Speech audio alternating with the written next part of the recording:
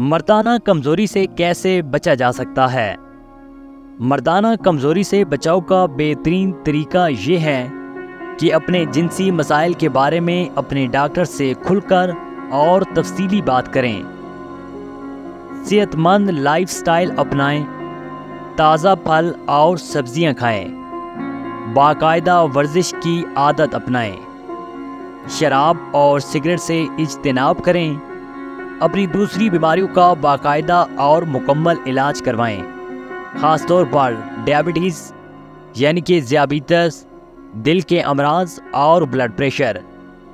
आसाबी तनाव को कम करने की तरबियत लें, जैसा कि योगा करना, गहरी लंबी सांसें लेना, तवज्जो मरकूज़ करने की मशकें करना, ताकि ज़हनी तनाव को ख़त्म करके मर्दाना कमज़ोरी से बचा जा सके।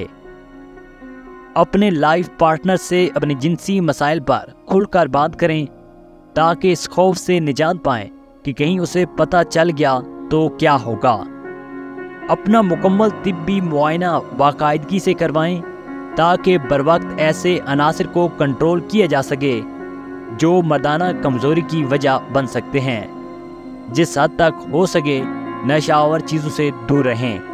नाज़रीन, इन तमाम तरीक़ों को अपनाकर आप मर्दाना कमज़ोरी जैसे मसाइल से बच सकते हैं या फिर कुछ हद तक कमी ला सकते हैं।